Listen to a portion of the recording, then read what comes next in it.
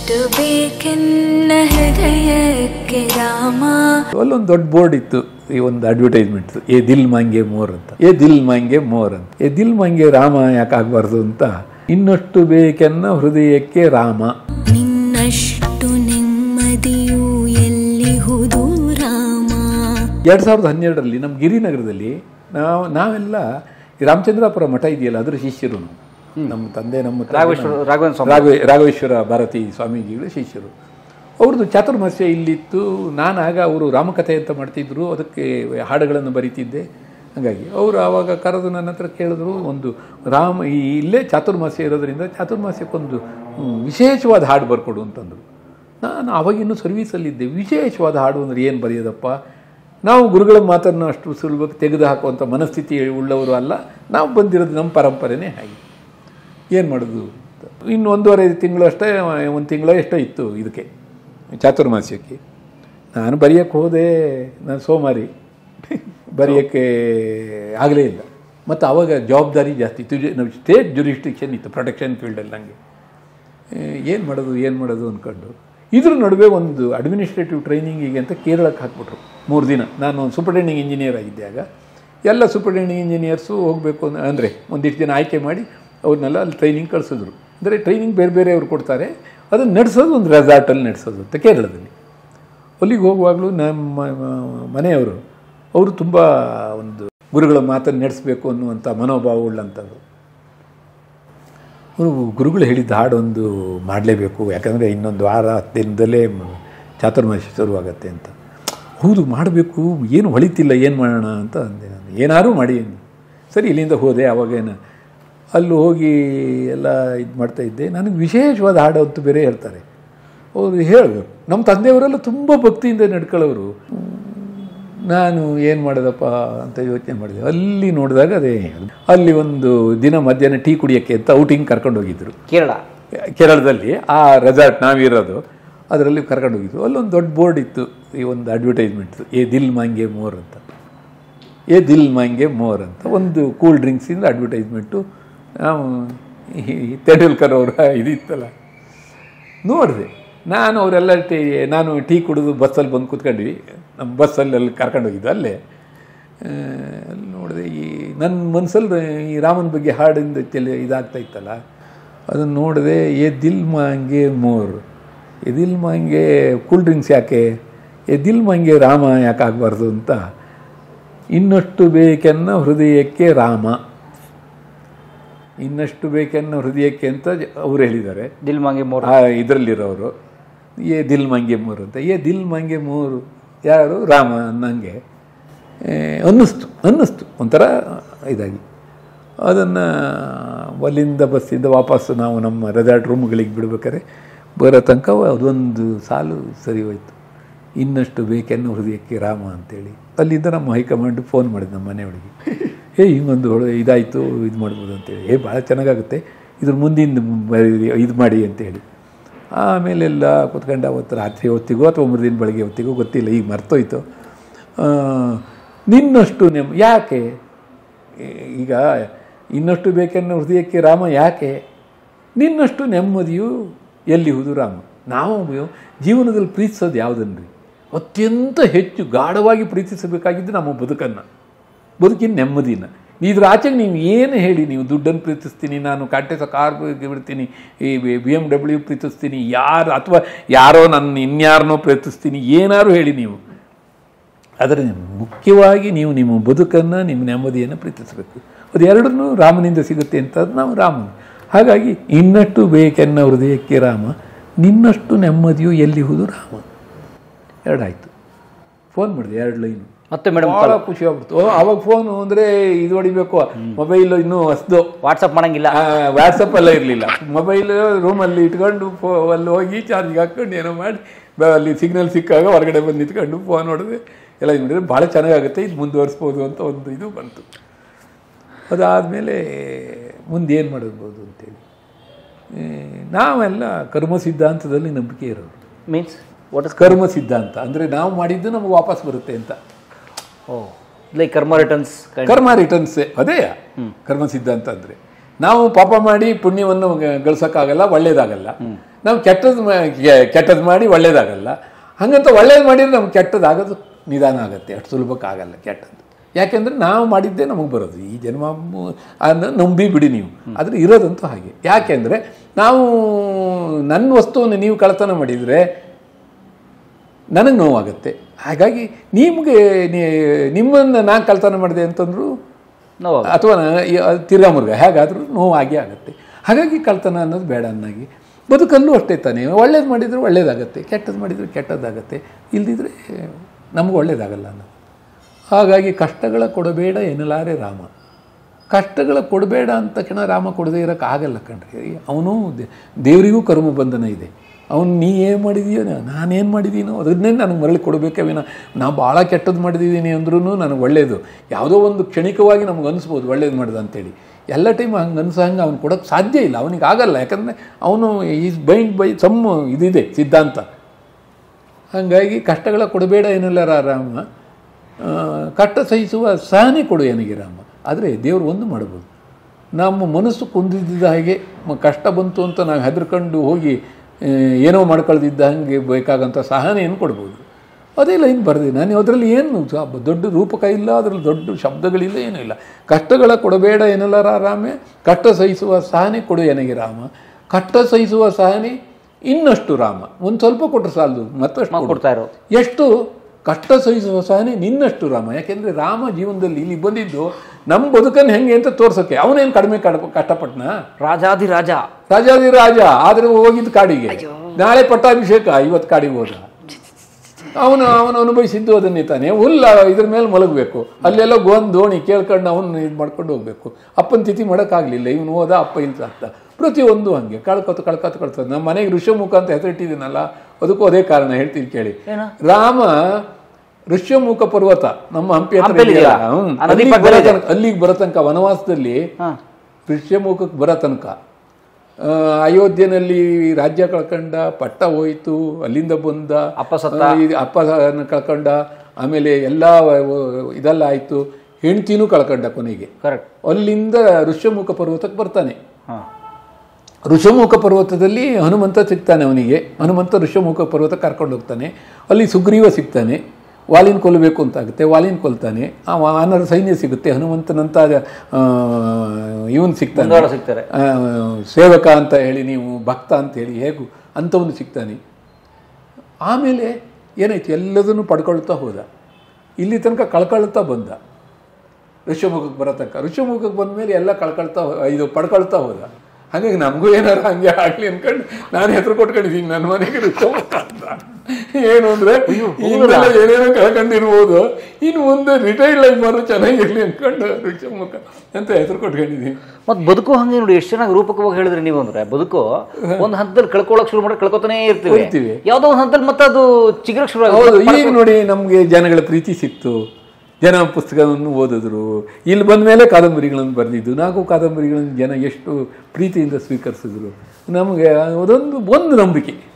ಅದೇ ಥರ ಹಾಡನ್ನೋದನ್ನು ಬರೆದಿದೆ. ಆಮೇಲೆ ಏನು, ಕಷ್ಟಗಳ ಕೊಡಬೇಡ ಏನಲಾರ ರಾಮ, ಕಷ್ಟ ಸಹಿಸುವ ಸಹನೆ ಕೊಡು ನನಗೆ ರಾಮ. ಕಷ್ಟ ಸಹಿಸುವ ಸಹನೆ ಇನ್ನಷ್ಟು ರಾಮ, ಕಷ್ಟ ಸಹಿಸುವ ಸಹನೆ ನಿನ್ನಷ್ಟು ರಾಮ. ಹೀಗೆ ಬರಿತಾ ಹೋದೆ ಮುಂದೆ. ನಮ್ಮ ಜೀವನದ ಪ್ರಿನ್ಸಿಪಲ್ ಏನು? ನಮ್ಮ ಜೀವನದ ಪ್ರಿನ್ಸಿಪಲ್ ಒಳಿತೆ ನಡೆ ಮುನ್ನಡೆವ ಮನವ ಕೊಡು ರಾಮ. ನಮಗೆ ಯಾವತ್ತಿದ್ರು ಕಣ್ರಿ, ನಾವು ಪಾಸಿಟಿವ್ ಕಡೆ ಹೋಗಬೇಕು, ಸಕಾರಾತ್ಮಕವಾಗಿ ಜೀವನವನ್ನು ತಗೋಬೇಕು, ಸಕಾರಾತ್ಮಕವಾಗಿ ಪ್ರಪಂಚವನ್ನು ನೋಡಬೇಕು. ಸಕಾರಾತ್ಮಕ ಎಲ್ಲರೂ ಒಳ್ಳೆಯವರು ಅನ್ನೋಂಥ ಭಾವ ಬಂದರೆ ಎಲ್ಲ ಒಳ್ಳೇದು ಕಾಣುತ್ತಾ ಹೋಗುತ್ತೆ. ನೀವು ನೋಡುವಾಗಲೇ ನೆಗೆಟಿವ್ ಕಂಡುಬಿಟ್ರೆ, ನೋಡುವಾಗಲೇ ಇದಾಗ್ಬಿಟ್ರೆ, ಈ ಕಿಟಕಿ ಗ್ಲಾಸ್ ಪೂರ್ತಿ ಕೊಳೆ ಆಗಿಬಿಟ್ರೆ, ಅದೊಂದು ಹೇಳ್ತಾರಲ್ಲ, ಅವಳು ಮನೆ ಈ ಹೊಸ್ದಾಗಿ ಬಂದಿರೋವಳು ಈ ಮನೆಗೆ ಬಂದಿದ್ಲಂತೆ, ಅವಳು ಪಕ್ಕದ ಮನೆ ಈ ಗಾಜು ಪೂರ್ತಿ ಕೊಳೆ ಆಗಿರುತ್ತೆ. ಆ ಪಕ್ಕದ ಮನೆಯಲ್ಲಿ ಅವಳು ಬಟ್ಟೆ ಒಣಗಾಗಿರುತ್ತೆ. ಇವಳು ನೋಡ್ಕೊಂಡು ಹೇಳ್ತಾಳಂತೆ, ನೋಡಿ ಒಂದೂರು ಆ ಮನೆ ಹೆಂಗಸಿಗೆ ಬಟ್ಟೆ ಹೆಂಗೆ ಹೊಡಿಬೇಕು ಅಂತ ಗೊತ್ತಿಲ್ಲ, ವಾಷಿಂಗ್ ಮಿಷಿನ್ನಾರು ತೊಗೋಬೋದಾಗಿತ್ತು, ಎಷ್ಟು ಕೆಟ್ಟದಾಗಿದೆ ಅಂದ್ಕೊಂಡು ದಿನ ಅದನ್ನೇ ಜಾಸ್ತಿ ಹೇಳ್ತಿದ್ಲಂತೆ. ಅವಳ ಗಂಡನಿಗೆ ಅರ್ಥ ಆಯ್ತಂತೆ. ಮರುದಿನ ಅವನು ಆಫೀಸು ರಜೆ ಇದ್ದಿದ್ದಿನ ಭಾನುವಾರ ಅವಳ ಮನೆ ಕಿಟಕಿ ಗಾಜನ್ನೆಲ್ಲ ಕ್ಲೀನ್ ಮಾಡಿ ಇಟ್ಟನಂತೆ. ಆಮೇಲೆ ಮಾರನೇ ದಿನ ಅವಳು ನೋಡ್ತಾಳೆ, ಎಲ್ಲ ಬಟ್ಟೆ ಕ್ಲೀನಾಗಿ ಕಾಣ್ತು. ನೋಡ್ರಿ ಈಗ ಕಲ್ತಿದ್ದಾಳೆ ಅವಳು ಅಂತ ಅಂದಂತೆ ಇವಳು. ಅಲ್ಲಿ ತನಕ ತನ್ನ ಮನೆ ಕಿಟಕಿ ಕೊಳೆ ಇದೆ ಅನ್ನೋದು ಗೊತ್ತಿಲ್ಲ, ಪ್ರಪಂಚ ಕೆಟ್ಟದ, ಅವಳನ್ನು ಸರಿಯಾಗಿ ಬಟ್ಟೆ ಒಯ್ಯಕ್ಕೆ ಬರಲ್ಲ ಅನ್ಕೊಂಡ್ಳು ಅಂತ. ಇದು ಕತೆ. ತನ್ನ ಕಣ್ಣು ಮನಸ್ಸೊಳಗಡೆ ಧೂಳಿದೆ, ನಮ್ಮ ಕಣ್ಣಲ್ಲಿ ಧೂಳಿದೆ. ನಾವು ಹಾಗಾಗಿ ಒಳಿತಿ ನಡೆ ಮುನ್ನಡೆಯುವ ಮನವ ಕೊಡು ರಾಮ. ಒಳ್ಳೆಯದ್ರ ಕಡೆ ಹೋಗಬೇಕು ನಾವು. ನನಗೆ ಹೀಗೆ ಬದುಕಬೇಕು ಅಂತಿದೆಯಪ್ಪ. ಹೀಗೆ ಬದುಕಬೇಕು ಅಂತ ಆಗಲಿಲ್ಲ ಅಂದ್ಕೊಂಡು ನಾನು ಏನೇನೋ ಮಾಡ್ಕೊಂಡು ಬಂದುಬಿಟ್ರೆ ನಾನು ಅಂದ್ಕೊಂಡು ಬದುಕು ಸಿಕ್ಕಲ್ಲ ನನಗೆ. ನಾನು ಏನೋ ಅನ್ಯಾಯ ಮಾಡಿದೆ ಅಂತ ಇಟ್ಕೊಳ್ಳಿ, ನಾನು ಏನೋ ಮಾಡಿ ಬಂದೆ, ನನಗೆ ಒಳ್ಳೆ ಬದುಕಬೇಕು ಅಂತ ಇದೆ. ನಾನು ಅಲ್ಲೂ ಕೆಟ್ಟದ್ದು ಮಾಡ್ತಾ ಇಲ್ಲಿ ಒಳ್ಳೆತನ ತೋರಿಸ್ತಾ ಬದುಕೋಕ್ಕೆ ಆಗೋದಿಲ್ಲ. ಹಾಗಾಗಿ ಏನು ಮಾಡಬೇಕು ಅಂದರೆ ಒಳಿತಿ ನಡೆ ಮುನ್ನಡೆಯುವ ಮನವ ಕೊಡು ರಾಮ. ನಮಗೆಲ್ಲರಿಗೂ ಆ ಭಾವನೆ ಇರುತ್ತೆ. ಆದರೆ ಮಧ್ಯೆ ಏನಾಗುತ್ತೆ, ನಾ ಇಲ್ಲಿಂದ ಹೋಗ್ಬೇಕಾದ್ರೆ ನಮ್ಮ ರಾಮಾಶ್ರಮ ಗಿರಿನಗರದಲ್ಲಿ ನಮ್ಮ ಮಠದ ದೇವಸ್ಥಾನ ಇದೆ, ಅಲ್ಲಿಗೆ ಹೋಗಬೇಕು ಅಂತ ಹೋಗ್ತೀನಿ. ಮಧ್ಯೆ ಸೆಳೆತ ಬಂತು ಅಂತ ಇಟ್ಕೊಳ್ಳಿ, ನನಗೆ ಏನೋ ಒಂದು ದೌರ್ಬಲ್ಯ ಇದೆ, ಏನೋ ಕ್ಲಬ್ಬಿಗೆ ಹೋಗೋ ದೌರ್ಬಲ್ಯ ಇದೆ ಅಂತ ಇಟ್ಕೊಳ್ಳಿ. ಮಧ್ಯೆ ಅವನು ಯಾರೋ ನನ್ನ ಸ್ನೇಹಿತ ಸಿಕ್ಕಂತ ಅಲ್ಲಿಂದ ಹೋಗ್ಬಿಟ್ರೆ, ಸೆಳೆತಕ್ಕೆ ಸಿಗದಂಥ ಸ್ಥಿರತೆ ನಮ್ಮಲ್ಲಿ, ಆ ದೃಢತೆ ಇರಬೇಕು, ದೃಢ ನಿಶ್ಚಯ ಇರಬೇಕು. ನಮಗೆ ಸಂಕಲ್ಪ ಶಕ್ತಿ ಸರಿ ಇದ್ದರೆ ಯಾರು ಏನೂ ಮಾಡೋಕ್ಕಾಗಲ್ಲ ಕಣ್ರಿ. ನಮ್ಮ ಇದರಲ್ಲಿದ್ದರೆ ಯಾರೂ ಅಷ್ಟು ಸುಲಭಕ್ಕೆ ನಮ್ಮನ್ನು ಬದುಕನ್ನು ಕೆಡಿಸೋಕ್ಕಾಗಲ್ಲ. ನಾವು ಅಂತೀವಲ್ಲ, ಅವ್ನು ಹಾಳು ಮಾಡ್ಬಿಟ್ಟ, ಇವನು ಹಾಳು ಮಾಡ್ಬಿಟ್ಟ ಅಂತ ಹೇಳ್ತೀವಿ ನಾವು. ಅಲ್ಲದೆ ಒಂದು ಪ್ರಶ್ನೆ ಹೇಳ್ತೀನಿ, ಅಂದರೆ ರಾಜಕೀಯಕ್ಕಾಗಿ ಹೇಳಲ್ಲ ಮಾತು, ಸುಮ್ಮನೆ ಒಂದು ಡಿಸ್ಕಷನಿಗಾಗಿ ಹೇಳ್ತೀನಿ ನಾನು. ಈಗ ಹನಿ ಟ್ರ್ಯಾಪ್ ಮಾಡೋದು ಅಂತ ಹೇಳ್ತಾರಲ್ಲ, ಉದಾಹರಣೆಗೆ ಹೇಳ್ತೀನಿ.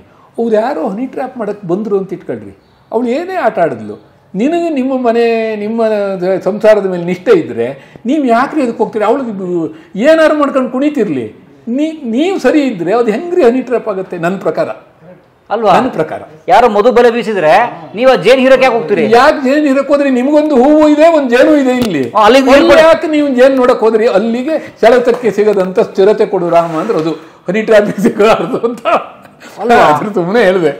ಈ ಅಲ್ಲ, ನೀವು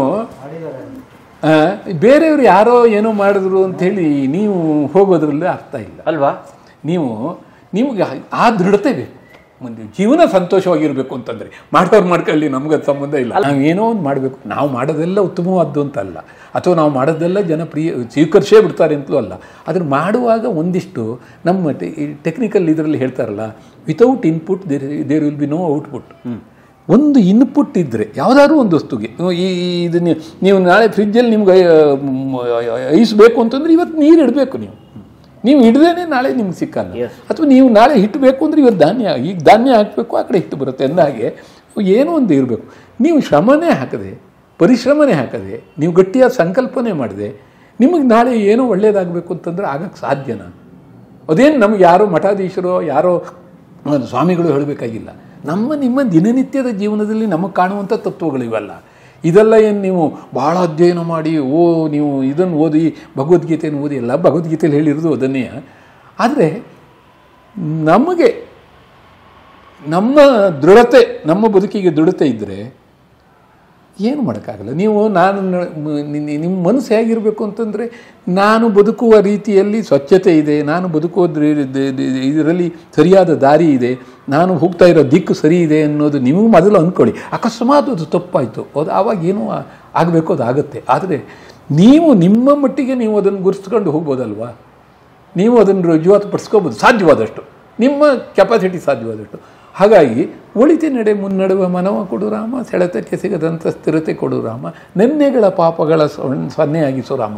ಯಾಕೆಂದರೆ ನಾನು ಸುಮಾರು ಯಾರೂ ತಪ್ಪು ಮಾಡಿಲ್ಲ ಅಂತಿಲ್ಲ. ನಾನೀಗ ನಿಮ್ಮ ಹತ್ರ ಹೇಳ್ಬೇಕಾದ್ರೆ ಏನು ಹೇಳ್ತೀನಿ, ನಾನು ಮಾಡಿರೋ ಒಳ್ಳೆಯದರಟ್ಟನ್ನೇ ಹೇಳ್ತೀನಿ. ನಾನೆಲ್ಲರೂ ಏನಾದ್ರು ಕೆಟ್ಟದ್ದು ಮಾಡಿದ್ದೆ ಅಂತಂದ್ರೆ ನಿಮ್ಮ ಹತ್ರ ಹೇಳ್ತೀನಿ? ನಾನು ಖಂಡಿತವಾಗಿಯೂ ಹೇಳೋದಿಲ್ಲ. ನಾನು ಯಾರು ತಮ್ಮ ಆತ್ಮಕಥೆ ಅದು ಬರೆಯೋದೇ ಇಲ್ಲ. ನನಗೆ ನಿಮ್ಮ ಮೇಲೆ ಸಿಟ್ಟು ಬಂತು ಅಂದರೂ ಅದನ್ನು ಹೇಳೋದಿಲ್ಲ. ಈಗ ಹೇಳ್ಬೇಕಾದ್ರೆ ನಕ್ಕೊಂಡು ಹೇಳ್ತೀನಿ, ಆಗೋದಷ್ಟೇ ಅಲ್ವಾ? ಹಾಗಾಗಿ ಆದರೆ ನಾವು ಒಂದ್ಸರಿ ಅದನ್ನು ಕ್ಲೀನ್ ಮಾಡ್ಕೊಳ್ಳೋಣ. ನಮ್ಮ ಸ್ಲೇಟು ಹೊಸದಾಗಿ ಬರೀಬೇಕು ಅಂತ ಹೊರಟಿದ್ದೀವಿ, ಹಳೇದು ಯಾರ್ಯಾರು ಗೀಚೋಗಿದ್ದಾರೆ ಅಥವಾ ನಾವೇ ಗೀಚ್ಕೊಂಡಿದ್ದೀವಿ ಅಂದ್ರದಷ್ಟು ಒಂದ್ಸರಿ ಕ್ಲೀನ್ ಆಗಲಿ. ನೆನ್ನೆಗಳ ಪಾಪಗಳ ಸೊನ್ನೆಯಾಗಿಸು ರಾಮ, ನಾಳೆಗಳು ಪುಣ್ಯಗಳ ಹಾದಿಯಾಗಲಿ. ನೆನ್ನೆ ಹಚ್ಚಾದರೂ ಸಾಲದೆ, ನಾಳೆ ನಾನು ಬರೆಯೋದನ್ನು ಗುಂಡಗೆ ಕಾಪಿ ರೈಟ್ ಬಗ್ಗೆ ಬರ್ದಂಗೆ ಬರೀಬೇಕು. ನಾಳೆಗಳು ಪುಣ್ಯಗಳ ಹಾದಿಯಾಗಲಿ ರಾಮ, ನನ್ನ ಬಾಳಿಗೆ ನಿನ್ನ ಹಸಿವ ಕೊಡು ರಾಮ.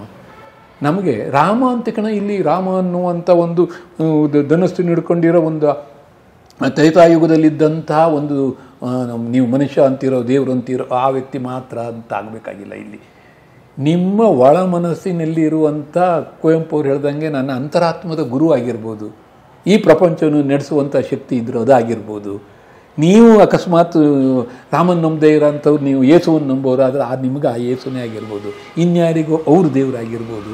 ಆದರೆ ಯಾವ ಶಕ್ತಿಗೆ ನಾವು ಮೊರೆ ಇಡ್ತಿದ್ದೀವೋ ಆ ಶಕ್ತಿಯ ಹಸಿವು ನಮ್ಮಲ್ಲಿರಬೇಕು. ಆ ಶಕ್ತಿಯ ಹಸಿವು ಅಂದರೆ ಏನು?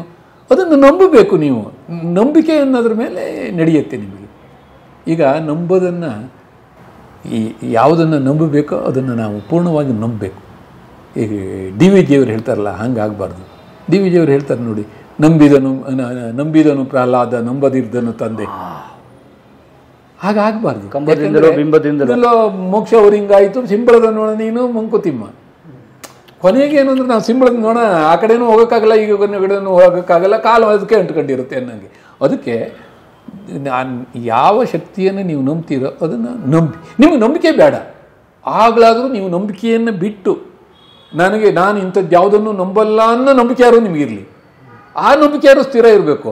ನಾನು ಜೀವನ ಇಡೀ ಒಂದು ರೀತಿಯಲ್ಲಿ ಬದುಕೊಂಡು ಕೊನೆಗೆ ಸಾಯ್ಬೇಕಾದ್ರೆ ನನ್ನ ಅಂತ್ಯ ಸಂಸ್ಕಾರ ಹಿಂಗೆ ಮಾಡಿ ಅಂತ ಬರೀಬಾರ್ದು. ನಾನು ಜೀವನ ಪೂರ್ತಿ ಒಂಥರ ಇಲ್ಲ, ನಾನು ಸತ್ತಾಗಲೂ ನನಗಾರೆ ಎಲ್ಲಿಗೆ ಹೋಗ್ತೀನೋ ಏನಾಗುತ್ತೋ ಆಗುತ್ತೆ ಅಂತ ಇರಬೇಕು, ಅಲ್ಲಿ ಏನೋ ಆಗಬೇಕು ಅಂತ ಇರಬಾರ್ದು, ಅಥವಾ ಅಲ್ಲಿ ದ್ವಂದ್ವಗಳು ಇರಬಾರ್ದು. ಅಥವಾ ನಾನು ಹೊರಗಡೆ ಎಲ್ಲ ಏನೇನೋ ಆಟ ಮಾಡಿ ಬಂದು ಸಿನಿಮಾ ಹೆಸರಿದ್ದಾವಲ್ಲ ಹಂಗೆ ಮನೆಗೆ ಬಂದು ಭಾಳ ಸೊಬಗನಂಗೆ ಇರಬಾರ್ದು. ಇದ್ರೆ ಮನೆಯಲ್ಲೂ ಹೇಳಬೇಕು ಹಿಂಗಿದ್ದೀನಿ ಅಂದ್ಕೊಂಡು. ಇಷ್ಟೇ ಬದುಕಿನ ಗುಟ್ಟು ಅಂದಂಗೆ. ಅದಕ್ಕೆ ನೆನ್ನೆಗಳ ಪಾಪಗಳ ಸೊನ್ನೆಯಾಗಿಸು ರಾಮ, ನಾಳೆಗಳು ಪುಣ್ಯಗಳ ಆದಿಯಾಗಲಿ ರಾಮ, ನನ್ನ ಬಾಳಿಗೆ ನಿನ್ನ ಹಸಿವ ಕೊಡು ರಾಮ. ನನಗೆ ರಾಮ ಪ್ರೀತಿ, ನಾನು ರಾಮನ ಹೇಳ್ತೀನಿ, ನೀವು ಕೃಷ್ಣ ಪ್ರೀತಿ ಕೃಷ್ಣ ಹೇಳಿ, ಇವ್ರಿಗೆ ಕಾಳಿ ಪ್ರೀತಿ ಕಾಳಿ ಹೇಳಿ, ಅವರಿಗೆ ಯೇಸು ಪ್ರೀತಿ ಹೇಳಿ. ಯಾರು ನಂಬ್ತಾರೋ, ಯಾವ ಶಕ್ತಿಯನ್ನು ನಂಬ್ತಾರೋ ಆ ಶಕ್ತಿಯನ್ನು ಅವರವರು ಪೂರ್ಣವಾಗಿ ನಂಬಿದ್ರೆ ನಿಮ್ಮನ್ನು ಯಾರೋ ಬಂದು ಕನ್ವರ್ಷನ್ ಮಾಡೋಕ್ಕಾಗಲ್ಲ, ಅಥವಾ ನಿಮ್ಮನ್ನು ಯಾರೋ ಬಂದು ಇದು ಮಾಡೋಕ್ಕಾಗಲ್ಲ. ನಿಮ್ಮ ಬದುಕಪ್ಪ, ನೀವು ಒಂದನ್ನು ನಂಬ್ತೀರಿ. ಹಂಗಂದ್ರೆ ನೀವು ರಾಮನ ನಂಬಿದವ್ರು ಕೃಷ್ಣನ ನಂಬಬಾರ್ದು ಅಂತ ಹೇಳ್ತಿದ್ದೀವಿ, ನಾವೇನು ಹೇಳಿಲ್ಲ. ಇವಾಗ ನೀವು ರಾಮನ ನಂಬಿಕೆ ಇದೆ, ಅಥವಾ ರಾಮನ ಹೆಸರು ಹೇಳಿದ್ರಿ, ರಾಮನ ನಂಬಿ ಆಮೇಲೆ ನೋಡಿ ನಿಮಗೇನು ಅನಿಸುತ್ತೋ ಹಾಗೆ ಮಾಡಿ. ಅದೇ ಥರ ಬರೀತಾ ಹೋದೆ. ನನ್ನ ಬಾಳಿಗೆ ನಿನ್ನ ಚರಣ ಕೊಡು ರಾಮ, ನನ್ನ ಹರಣಕ್ಕೆ ನಿನ್ನ ಚರಣ ಕೊಡು ರಾಮ. ನಾವು ಕೊನೆಯ ಹಂತದಲ್ಲಿ ಏನು ಅಂತಂದರೆ ನಾವೆಲ್ಲ ನಂಬೋದು ಹಾಗೆ ತಾನೆ. ನನಗೇನು ಸ್ವರ್ಗ ನರಕ ಇದೆಯೋ ಇಲ್ವೋ ನಮಗೂ ಗೊತ್ತಿಲ್ಲ, ಅದು ಹೋಗಬೇಕು ಅಂತ ಇದೆ. ಆದರೆ ನಮ್ಮ ನಂಬಿಕೆ ಹೇಗಿರಬೇಕು ಅಂತಂದರೆ ನಾವು ಸಾಯುವಾಗ ನಾವು ನೆಮ್ಮದಿಯಾಗಿ ನಾನು ನಂಬಿರೋ ದೇವರನ್ನು ನೆನ್ಕೊಂಡು ಸುಖವಾಗಿ ಸಾಯಬೇಕು. ಸತ್ತ ನಂತರ ಏನಾಗ್ತೀನಿ ಅನ್ನೋಕ್ಕೋಸ್ಕರ ಇವತ್ತು ಪ್ರಿಪೇರ್ ಆಗ್ತಾಯಿಲ್ಲ ನಾನು. ನಾನು ಮೊದಲು ಹೇಳಿದ್ನಲ್ಲ, ಬದುಕನ್ನು ಪ್ರೀತಿಸೋದು ಆದಷ್ಟು ಹೆಚ್ಚು ಪೂರ್ಣ ಯಾವುದ್ರ ಬಗ್ಗೆ ಅಂತಂದರೆ ನಮ್ಮ ಬದುಕನ್ನು ನಾವು ನಂಬಬೇಕು, ನಮ್ಮ ಬದುಕನ್ನು ನಾವು ಬದುಕಬೇಕು. ನಮ್ಮ ಬದುಕಿನಷ್ಟು ನಮಗೆ ಇನ್ಯಾವುದೂ ಪ್ರೀತಿ ಇಲ್ಲ. ಹಾಗಾಗಿ ಅದನ್ನು ಬರದೆ. ಆದರೆ ನನಗೆ ಭಾಳ ಆಶ್ಚರ್ಯ ಆಗಿದ್ದೇನು ಅಂತಂದರೆ ಆ ಹಾಡಲ್ಲಿ ಬಹಳ ರೂಪಕಗಳೇನಿಲ್ಲ, ಭಾಳ ದೊಡ್ಡ ಶಬ್ದಗಳೇನಿಲ್ಲ, ಭಾಳ ದೊಡ್ಡ ಫಿಲಾಸಫಿ ಏನಿಲ್ಲ. ಆದರೆ ನನಗೇನು ಅನ್ನಿಸ್ತು, ಅಥವಾ ನಮ್ಮ ಮನೆಯವರು ದೇವ್ರ ಮುಂದೆ ಕೂತ್ಕೊಂಡ್ರೆ ನಾವು ಏನನ್ನು ಕೇಳ್ಬೋದು ಅಷ್ಟನ್ನು ಮಾತ್ರ ಹೇಳಿದ್ದು. ಮುಕ್ತವಾಗಿ ದೇವ್ರ ಹತ್ರ ಮಾತಾಡ್ದಂಗೆ ನಾನು ಕೇಳ್ದಂಗೆ ಏನು ಕೇಳ್ಬೋದು ಇಷ್ಟೇ. ನಾವು ಅದರಲ್ಲಿ ನಮ್ಗೆ ದೊಡ್ಡ ಅರಮನೆ ಕೊಡು ಅಂತ ಕೇಳಿಲ್ಲ, ಕಾಂಟೇಸ ಕಾರ್ ಕೊಡು ಅಂತ ಕೇಳಿಲ್ಲ. ನಮಗೆ ನಮ್ಮ ವಂಶ ಭಾಳ ಇದು ಸೂರ್ಯವಂಶ ಚಂದ್ರವಂಶ ಅದನ್ನು ಚಿರಂಜೀವಿ ಆಗಿಸು ಅಂತ ಕೇಳಿಲ್ಲ. ಅಥವಾ ನಮಗೆ ಈ ಬೆಂಗಳೂರಲ್ಲಿ ವಿಧಾನಸೌಧ ಪಕ್ಕದಲ್ಲೇ ಇನ್ನೊಂದು ಮನೆ ಮಾಡೋ ಅಂತ ತಾಕತ್ತು ಕೊಡು ಸದಾಶಿವನಗರದಲ್ಲಿ ಅಂತ ಕೇಳಲಿಲ್ಲ. ಕೇಳೋದು ಇಲ್ಲ, ಬೇಕಾಗಿಯೂ ಇಲ್ಲ. ನಮಗೆ ನಾವು ಇಲ್ಲಿದ್ದೀವಿ. ಆದರೆ ನೋಡಿ, ಜನಗಳ ಒಳಗೆ ಹೇಗೆ ಒಳ್ಳೆತನ ಇರುತ್ತೆ ಅಂತಂದರೆ ಅದನ್ನು ಆ ಹಾಡನ್ನು ಅದು ಎಷ್ಟು ಜನ ಕೇಳಿದ್ರು, ಅದು ಯಾಕೆ ಕೇಳಿದ್ರು, ಅದು ಹೆಂಗೆ ಕೇಳಿದ್ರು. ನಾವೆಲ್ಲರೂ ಹೋಗ್ಬಿಟ್ರೆ ಒಂದೊಂದು ಸರಿ ನಮ್ಗೆ ಹಿಂಸೆ ಆಗೋಗ್ಬಿಡುತ್ತೆ. ಬಂದು ನಮಸ್ಕಾರ ಮಾಡೋಕ್ಕೆಲ್ಲ ಬರ್ತಾರೆ, ನೀವು ಪುಣ್ಯಾತ್ಮರು ಅಂತಾರೆ, ನಿಮ್ಮ ನೋಡ್ತಕ್ಕ ರಾಮ ನೆನಪಾಯ್ತು ಅಂತಾರೆ. ನಾವು ರಾಮ ಅಲ್ಲ, ನಾನು ಅದರೊಳಗೆ ಬರ್ಕೊಂಡಿದ್ದೀನಿ, ನನ್ನೊಳಗೆ ರಾವಣಗೆ ಸಾವ ಕೊಡು ರಾಮ ಅಂತ. ನಮ್ಮೊಳಗೂ ರಾವಣನ ಅಂಶ ಇರುತ್ತೆ. ಆದರೆ ಜನ ಸ್ವೀಕರಿಸೋದಿದೆಯಲ್ಲ ಅವರೆಲ್ರಿಗೂ. ನಮ್ಮ ಎಷ್ಟೋ ಜನ ಅವೆಲ್ಲ ನಮ್ಮ ಮಗು ಅದ ಹಾಡು ಹೇಳಿರಿ, ಆ ಮಗುಗೇನು ಅರ್ಥ ಆಗುತ್ತೆ ಹಾಡು, ಮಗು ನಿದ್ದೆ ಮಾಡುತ್ತೆ ಊಟ ಮಾಡುತ್ತೆ ಅಂತಾರೆ ಎಲ್ಲ. ಇದು ಅವರವರ ಒಳಗಿರುವ ಒಳ್ಳೆತನ. ಆ ಹಾಡು ಏನು ಮಾಡ್ತು ಅಂತಂದರೆ ಮನುಷ್ಯನ ಒಳಗೆ ಇರುವಂತಹ ಒಳ್ಳೆಯತನವನ್ನು ಎಕ್ಸ್ಪೋಸ್ ಮಾಡ್ತು. ಅವರವರಿಗೆ ಅವ್ರ ಮನಸ್ಸು ಏನು ಅನ್ನೋದನ್ನು ತೋರಿಸುತ್ತೆ ಆ ಹಾಡು ಹೇಳಿದಾಗ. ಹಾಗಾಗಿ ಅದು ಅಷ್ಟು ಜನ ಇವತ್ತು 8.5 ಕೋಟಿ ಜನ ಕೇಳಿದ್ರು ಅಂತಾರೆ, 9 ಕೋಟಿ ಜನ ಯೂಟ್ಯೂಬಲ್ಲೇ 8 ಕೋಟಿ ಜನ ಆಯಿತು ಅಂತಾರೆ ಕೇಳಿದ್ದು. ಇವರು ಹಾಡಿದ್ರು, ಒಬ್ಬ ಗಾಯಕಿ ಹಾಡಿರೋ ಹಾಡೆ 4 ಕೋಟಿ ಜನ ಕೇಳಿದ್ರಂತೆ. ಸೂರ್ಯ ಗಾಯತ್ರಿ ಹಾಡಿದ್ರು, ರಾಹುಲ್ ವೆಲ್ಲ ಹಾಡ್ದ, ಇವರೆಲ್ಲ ಇದು ಮಾಡಿದ್ರು. ನಮ್ಮ ಶ್ರೀಹರ್ಷ ಹಾಡಿರೋದಂತೂ ಅಯೋಧ್ಯೆಗೆ ಹೋಗಿ ಇದ್ರ ಮುಂದೆ ಕೂತ್ಕೊಂಡು ಹಾಡ್ದ. ಅಯೋಧ್ಯೆಯಲ್ಲಿ ಆ ಹಾಡನ್ನು ಹಾಕಿದ್ರು. ಹಿಂದಿನ ಅಲಂಕಾರ ಮಾಡುವಾಗ ಫಸ್ಟ್ ಕನ್ನಡ ಹಾಡು ಅಂತ ಹಾಕ್ಬಿಟ್ರಂತೆ. ನಮ್ಮವ್ರು ಹೋದವರಿಗೆಲ್ಲ ರೋಮಾಂಚನಾಗಿ ಅಲ್ಲಿಂದ ಅದರ ಇದನ್ನು ಮಾಡಿ ಕಳಿಸಿದ್ರು. ಅಯೋಧ್ಯೆಗೆ ಅದನ್ನು ಇದು ಮಾಡಿದ್ರಲ್ಲ. ಆಯಿತು, ಅದು ಏನಕ್ಕಾಯಿತು ಹೇಗಾಯಿತು ಗೊತ್ತಿಲ್ಲ. ನಾವಂತೂ ಅದು ಕನ್ನಡ ಹಾಡು, ನನಗಂತೂ ಹಿಂದಿ ನೆಟ್ಟಗೆ ಬರೋದಿಲ್ಲ. ಅದು ಹಿಂದಿಯವ್ರ ಹತ್ರ ಮಾತಾಡೋಕ್ಕಂತೂ ಬರೋದಿಲ್ಲ. ಅದು ಎಲ್ಲೆಲ್ಲಿಗೂ ಹೋಯ್ತು, ಏನೇನೋ ಆಯಿತು. ಇದು ನಾನು ಅಂದ್ಕೊಂಡಿದ್ದು ಜನಗಳ ಒಳಗಿನ ಒಳ್ಳೆತನ. ಮತ್ತು ನೋಡಿ ಅದ ಕೃತಿಯ ಯಶಸ್ಸು ನೋಡಿ, ಆ ಕಲಾಕೃತಿಯ ಯಶಸ್ಸು ಒಬ್ಬನ ಮನಸ್ಸಿಗೆ ತಟ್ಟಿದೆ ಅದು ಅಂತಂದ್ರೆ. ಹಾಂ, ಬಹಳ ಜನಕ್ಕೆ ಅದು ಇಷ್ಟ ಆಗಿದೆ. ತುಂಬ ಅಂದರೆ ತುಂಬ ಪ್ರೀತಿಯಿಂದ ನೋಡ್ತಾರೆ. ಅವ್ರ ಹಾಡು ಅನ್ನೋ ಹಾಗೆ, ಅವ್ರದ್ದು ಅನ್ನೋ ಹಾಗೆ. ನನಗೆ ಈ ಹಾಡು ಇಲ್ದಿದ್ರೆ ನಿದ್ದೆ ಬರಲ್ಲ ಅನ್ನೋರು, ನನಗೆ ಈ ಹಾಡು ಕೇಳ್ದಿದ್ರೆ ಬೆಳಗ್ಗೆ ಎತ್ತರ ಆಗಲ್ಲ. ನನ್ನ 2 ಮಕ್ಳಿಗೂ ನಮ್ಮ ವೈಫ್ ಶ್ರೀಮತಿನೇ ಹಾಕ್ತಿದ್ರು ಅದನ್ನು. ಹೌದಾ? 2 ಮಕ್ಳಿಗೂ ಅದು ಆವಾಗಲೇ ನಮ್ಗೆ ಹಾಡು ಕಿವಿಗೆ ಬಿದ್ದಿದ್ದು. ಅದೇ ಯಾರೋ ಇಬ್ಬರು ಹೆಣ್ಮಕ್ಳು ಹಾಡಿದ್ರು, ಅದು ಅಷ್ಟೇ. ಅಲ್ಲಿದ್ದಾಗ ಇದಾಯಿತು, ಶುರುವಾಯಿತು. ಆದಿಚುಂಚನಗಿರಿ ಶ್ರೀಗಳು ಎಷ್ಟು ಚೆನ್ನಾಗಿ SP ಬಾಲಸುಬ್ರಹ್ಮಣ್ಯಂ ಅವರೆಲ್ಲ ಇದ್ದಾಗ ಸ್ವತಃ ನಿರ್ಮಲಾನಂದ ಸ್ವಾಮೀಜಿಯವರು ಆ ಹಾಡನ್ನು ಹಾಡಿದ್ರು. ನಮ್ಮ ರಾಘವೇಶ್ವರ ಭಾರತಿ ಸ್ವಾಮೀಜಿಯವರು ಆ ಹಾಡನ್ನು ಹಾಡಿದ್ರು. ನನಗೆ ಇದನ್ನೆಲ್ಲ ನೋಡಿದಾಗ ಏನೋ ಒಂಥರ ಇದಿದೆ. ನಿನ್ನೆ ಶ್ರೀಹರ್ಷ ಒಂದು ಕಳಿಸಿದ್ದಾನೆ, ಶೃಂಗೇರಿನಲ್ಲಿ ಹಾಡಿದೆ ಅಂಥೇಳಿ ಇದನ್ನು ವಿಡಿಯೋ ತುಣುಕು ಹಾಡನ್ನು ಕೇಳಿ. ಹಂಗೆ ಹೋಯ್ತು ಅದು. ಹಾಗೆ ಇದೆಲ್ಲ ಪ್ರಯಾಣ ಇಲ್ಲಿ ತನಕ ಬಂದಿದೆ. ಇದಕ್ಕೆ ಕಾರಣ ಅಂದರೆ ನಾವು ಅಂದ್ಕೊಳ್ಳೋದು ಋಷಮುಖ. ಇನ್ನಷ್ಟು ಬೇಕಿನ್ನ ಭಾಳ ಒಳ್ಳೆ ಸಂಗೀತ ಕೂಡ ತುಂಬ ಅಂದರೆ ಯಾರೂ ಅದನ್ನು ಮೀರಿ ಬೇರೆ ಮಾಡಲೇ ಇಲ್ಲ. ಅದಕ್ಕೆ ಇನ್ನು ಮಾಡಿದರೂ ನಡೆಯಲ್ಲ. ಹೆಚ್ಚು ಕಮ್ಮಿ ಈಗ ನಮಗೆ ಯಾವುದೋ ಬೆಳ್ಳನ ಬೆಳಕಾಯಿತು ಅಥವಾ ಯಾವುದೋ ಒಂದು ಒಳ್ಳೆ ಹಾಡಿಗೆ ಮಳೆ ಬಂತ ಅದಕ್ಕೆ ಬೇರೆ ರಾಗ ಹಾಕಿದ್ರೆ ಜನ ಹೋಗ್ತಾರೆ. ಈಗ ಹಂಗಾಗ್ಬಿಡ್ತು ಇದು ಪುಣ್ಯಕ್ಕೆ. ಅದು ಅಲ್ಲಿ ಕೇರಳದಲ್ಲಿ ಬರದೆ ಹಾಡನ್ನು, ಆಮೇಲೆ ಅಲ್ಲಿಂದ ಬೆಂಗಳೂರಿಗೆ ಬಂದೆ. ಬೆಂಗಳೂರಿಗೆ ಬಂದಾಗ ಚಾತುರ್ಮಾಸಿ ಶುರುವಾಗಿತ್ತು. ನಮ್ಮ ಗುರುಗಳ ಹತ್ರ ಹೋಗಿ ಸೇರಿದ್ದೆ. ಗುರುಗಳು ಆ ಹಾಡನ್ನೆಲ್ಲ ಕೇಳಿ ಓದಿದ್ರು. ಒಂದೆರಡು ಸಣ್ಣ ಪುಟ್ಟ ಕರೆಕ್ಷನ್ ಹೇಳಿದ್ರು. ಉದಾಹರಣೆಗೆ ಕಷ್ಟ ಸಹಿಸುವ ಸಹನೆ ಇನ್ನಷ್ಟು ರಾಮ ಅಂತ ಬರೆದಿದ್ದೆ ನಾನು. ಅದಕ್ಕೆ ಗುರುಗಳು ಹೇಳಿದರು, ಕಷ್ಟ ಸಹಿಸುವ ಸಹನೆ ನಿನ್ನಷ್ಟು ರಾಮ ಅಂತ ಒಂದು ಸೇರಿಸು, ರಾಮ ಏನು ಕಡಿಮೆ ಕಷ್ಟಪಟ್ಟಿದ್ದಾನ ಅಂತ ಹೇಳಿದ್ರು. ಈ ಥರದ ಕರೆಕ್ಷನ್ ಹೇಳಿದ್ರು. ಒಂದು ಸಣ್ಣ ಪುಟ್ಟದ್ದೆಲ್ಲ ಅದೆಲ್ಲ ಸೇರಿಸಿ ಮಾಡಿದ್ಮೇಲೆ ನೋಡು, ಇದನ್ನು ನನಗೆ ಚಾತುರ್ಮಾಸ್ಯದಲ್ಲಿ ಈ ಹಾಡನ್ನು ಹೇಳಿಸ್ಬೇಕು. ಅದಕ್ಕೆ ಒಂದು ಕೆಲಸ ಮಾಡು ನೀನು. ನಮ್ಮ ಮನೆಯವರು ಮೊದಲು ಹಾಡ್ತಿದ್ರು, ಅಂದರೆ ಇದರಲ್ಲಿ ಈ ನಾಗರತ್ನಂಗೆ ಇದೆಯಲ್ಲ, ಅವಳ ಹತ್ರ ಹೇಳಿ ಇದಕ್ಕೊಂದು ರಾಗ ಹಾಕ್ಸ್ಬಿಡು, ಇಲ್ಲಿ ಹೇಳಲಿ, ಚಾತುರ್ಮಾಸದಲ್ಲಿ ಬಂದು ಹೇಳಲಿ ಅಂತ. ನಾನೇನು ಮಾಡಿದೆ, ನಮ್ಮ ಮನೆಯವ್ರ ಹತ್ರ ಹೇಳಿದೆ. ನಮ್ಮ ಮನೆಯವ್ರಿಗೆ ಸ್ವಲ್ಪ ಸಂಕೋಚ ಜಾಸ್ತಿ. ಅದಕ್ಕೆ ಸಾಕೇತನ ಹತ್ರ ಹೇಳೋಣ ಅಂತಂದ್ಲು. ಅವನು ಅವಾಗ RV ಕಾಲೇಜಲ್ಲಿ ಇಂಜಿನಿಯರಿಂಗ್ ಮಾಡ್ತಾಯಿದ್ದ. ಸಾಕೇತ್ ಅಂದರೆ ನನ್ನ ಮಗ ಅವನು ಸಾಕೇತ್ ಶರ್ಮಾ ಅಂತ.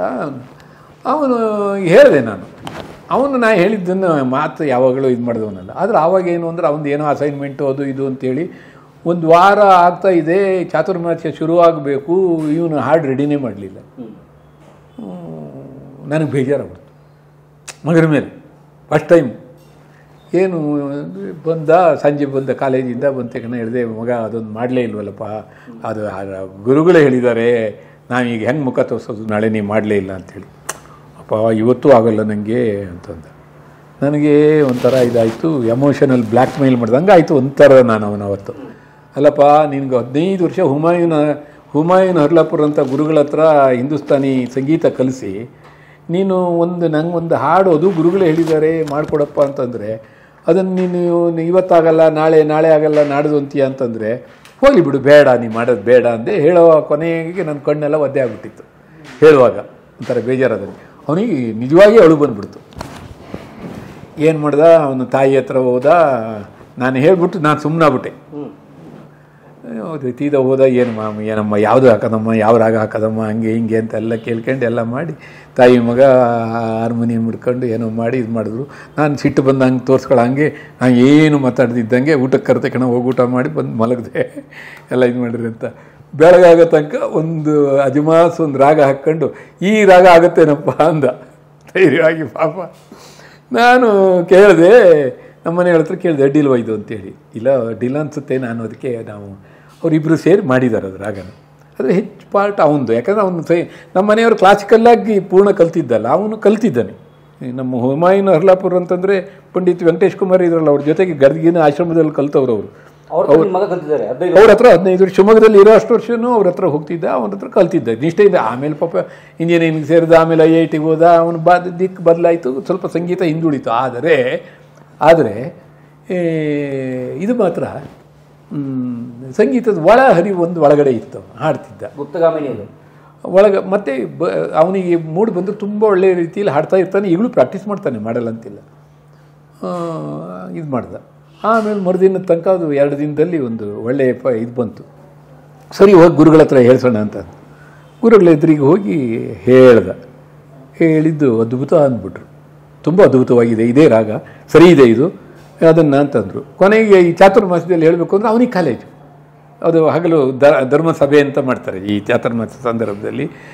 ಅದು ಊಟ ಆದ ತಕ್ಷಣ ಶುರುವಾಗ್ತಿತ್ತು ಇವರಿಗೆಲ್ಲ, ನಮಗೆಲ್ಲ 2 ಗಂಟೆಗೆ ಏನೋ 2 ಗಂಟೆ ಹೊತ್ತಲ್ಲ ಅವನು ಕಾಲೇಜಿಂದ ಬರೋಕ್ಕಾಗಲ್ಲ, ಅವನ ಹತ್ರನೇ ಹೇಳಿಸ್ಬಿಡು ಅಂತ ಹೇಳಿದ್ರು. ನಾನು ಹೇಳಿದೆ ಹಿಂಗೆ ಅಂತ, ಕಾಲೇಜ್ ಇರುತ್ತೆ ಸುಂತನಾಡಿ. ಸರಿ ಹಂಗೆ ಅದಕ್ಕೆ ಕೊನೆಗೆ ಇಡೀ ತಿಂಗಳು ನಮ್ಮ ಮನೆಯವರು ಮತ್ತು ಅವ್ರ ಫ್ರೆಂಡ್ ಒಬ್ಬರು ಜ್ಯೋತಿ ಅಂತ ಇದ್ದಾರೆ, ಗೋವಿಂದರಾಜು ಅಂತ ಅವ್ರ ಮನೆಯವರು, ಅವರಿಬ್ಬರು ಇಡೀ 60 ದಿನದ ಚಾತುರ್ಮಾಸ್ಯದಲ್ಲಿ ದಿನಾ ಹಾಡನ್ನು ಹೇಳೋರು. ಆ ಹಾಡು ಒಟ್ಟೊತ್ತಿಗಾಗಲೇ ಏನಾಗ್ಬಿಡ್ತು ಅಂತಂದರೆ, ಚಾತುರ್ಮಾಸ್ಯ ಮುಗೋದ ಹೊತ್ತಿಗೆ ನಮ್ಮ ಅನೇಕ ಮಠದ ಭಕ್ತರಿಗೆಲ್ಲರಿಗೂ ಬಾಯಿ ಬರೋಂಗಾಗ್ಬಿಡ್ತು. ಅದು ಎಲ್ಲರೂ ಇಷ್ಟಪಡೋಕ್ಕೆ ಶುರು ಮಾಡಿದ್ರು. ಕೊನೆಗೆ ಏನಾಗ್ಬಿಡ್ತು ಅಂತಂದರೆ, ಗುರುಗಳು ಚಾತುರ್ಮಾಸ್ಯದ ಕೊನೆಯ ದಿನ ಹೀಗೆ ಮಾತಾಡ್ತಾ, ಇದು ನಮ್ಮ ಮಠದ ಗೀತೆ, ಇದನ್ನು ನಮ್ಮವರೆಲ್ಲ ಕಲಿಬೇಕು, ಯಾಕೆಂದರೆ ಇದು ರಾಮನ ಬಗ್ಗೆ ಅನನ್ಯವಾದ ಒಂದು ಗೀತೆ ಅಂತ ಡಿಕ್ಲೇರ್ ಮಾಡಿದ್ರು, ಮಠದ ಗೀತೆ ಅಂತ. ಅದು ಈಗ ರಾಮಚಂದ್ರಾಪುರದ ಮಠದ ಗೀತೆ ಅಂತಲೇ ಆಯಿತು. ಆಮೇಲೆ ಅದು ಮಠನೂ ಮಿಕ್ತು, ನಮ್ಮ ಕೈನೂ ಮೀರ್ತು, ಅದು ಜನಗಳ ಗೀತೆ ಆಗಿ ಹೋಯಿತು. ಅದು ಎಲ್ಲರೂ ಪ್ರೀತಿಯಿಂದ ಹಾಡುವಂಥದ್ದೊಂದು ಗೀತೆ ಆಗಿದೆ. ಈಗ ಯೂಟ್ಯೂಬಲ್ಲೆಲ್ಲ ಅಷ್ಟು ಕೋಟಿಗಟ್ಟಲೆ ಜನ ನೋಡಿದಾರಲ್ಲ, ಅದೆಲ್ಲ ರಾಯಲ್ಟಿ ನಿಮ್ದು? ಕಾಪಿರೈಟ್ ಇಲ್ಲ, ನಮ್ದೇನೂ ಇಲ್ಲ. ಅವರು ಆ್ಯಕ್ಚುಲಿ ಕೆಲವರು ಅವರು ಹಾಡವರು ಹೇಳಬೇಕು, ಅವರು ಹೇಳಲ್ಲ. ಮತ್ತು ನಾವು, ನನ್ನ ಫ್ರೆಂಡ್ ಒಬ್ಬ ಇದ್ದಾನೆ ಶೌರಿ ಅಂತ, ಇಲ್ಲಿ ಅಡ್ವೊಕೇಟು, ಅವನು ನನ್ನ ಹತ್ರ ಯಾವಾಗಲೂ ಹೇಳ್ತಾನೆ, ಅಲ್ಲ ಮಾಮ ಅವರೆಲ್ಲ ಅಷ್ಟೆಲ್ಲ ದುಡ್ಡು, ನನ್ನ ಶಿಷ್ಯ ಅವನು ಅಷ್ಟೆಲ್ಲ ದುಡ್ಡು ಬರುತ್ತೆ ಅವರಿಗೆಲ್ಲವ, 4.25 ಕೋಟಿ 5 ಕೋಟಿ ಎಲ್ಲ ವ್ಯೂವರ್ಸ್ ಇದ್ದಾರೆ ಅಂದರೆ ಎಷ್ಟಿದೆ, ಅದರಲ್ಲಿ ನಿಮ್ಮ ಪ್ರಕಾರ ನೀವು ಜೊತೆಗೆ ನಮ್ಮ ಮಠದವರು ಅದಕ್ಕೊಂದು ಇದನ್ನೂ ಮಾಡ್ಕೊಂಡಿದ್ದಾರೆ, ಏನು ರೈಟ್ಸು ಇದೆ ನಮ್ಮ ಮಠ, ಅದನ್ನು ಕ್ಲೈಮ್ ಮಾಡ್ಬೋದು ನೀವು. ನೀವು ಒಂದು ವಕಾಲತ್ ಫಾರಮ್ ಸೈನ್ ಹಾಕ್ಕೊಡಿ, ಅವ್ರು ನಿಮ್ಮನ್ನು ಹುಡ್ಕೊಂಬರಂಗೆ ಮಾಡ್ತೀನಿ ಅಂತಾನೆ ಅವನು. ನಾನು ಹೇಳಿದೆ, ಅಲ್ಲಪ್ಪ ನನ್ನ ಆ ಹಾಡಿನ ಉದ್ದೇಶ ಏನು? ನಾನು ಅದನ್ನು ಯಾರೋ ಹಾಡ್ಕೊಂಡು ಅವ್ರ ಹತ್ರ ದುಡ್ಡಿಗಾಗಿ ಕೇಸ್ ಹಾಕಿದ್ರೆ ಆ ಹಾಡಿನ ಪರ್ಪಸ್ಸೇ ಹೋಗ್ಬಿಡುತ್ತೆ.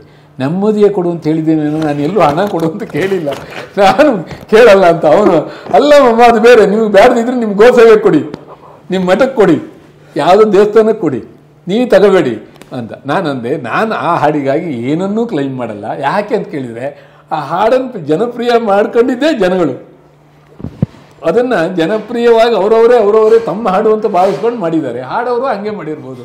ಅದಕ್ಕಾಗಿ ನಾನು ಖಂಡಿತ ಇದು ಮಾಡಲ್ಲ, ಬೇಡ ಅದು ಅಂತ ಹೇಳಿದೆ. ಯಾಕೆ ಹೇಳಿದೆ ಅದನ್ನು ಅಂತದನ್ನು ನೀವು ಇದನ್ನು ಮಾಡಿ ಕ್ಲೈಮ್ ಮಾಡಿ ಅಂದಿದ್ದಕ್ಕಾಗಿ ಹೇಳಿದೆ. ಈ ಪ್ರಯೋಜನ ಆಗಲ್ಲ ಕಣ್ರಿ, ಪ್ರಯೋಜನ ಆಗಲ್ಲ ಅಂತಂದರೆ ಅದನ್ನು ಕೇಸ್ ಹಾಕ್ಬೋದು, ಗೆಲ್ಬೋದು. ಇನ್ನೊಂದು ಕಾಂಟ್ರವರ್ಸಿ, ಅದೊಂದು ಹಾಡು ಜನ ಇಷ್ಟೆಲ್ಲ ಚೆನ್ನಾಗಿ ಇದು ಮಾಡಿದರೆ ನಾವು ಅದಕ್ಕೆ ಒಂದು ಇದನ್ನು ಕ್ಲೈಮ್ ಅಷ್ಟೆಲ್ಲ ಯಾಕೆ? ಅದು ಯಾವುದೋ ಒಂದು ಸಿನಿಮಾದಲ್ಲಿ ಅದನ್ನು ಬಳಸಿದ್ರಲ್ಲ, ಈ ಒಂದು ಪುನೀತ್ ರಾಜ್ಕುಮಾರ್ ಕೊನೆಯ ಸಿನಿಮಾ ಯಾವುದು, ಜೇಮ್ಸ್ ಸಿನಿಮಾದಲ್ಲಿ ಅದರದ್ದೊಂದು 48 ಸೆಕೆಂಡು 50 ಸೆಕೆಂಡು ಬಳಸ್ಬಿಟ್ಟಿದ್ರು.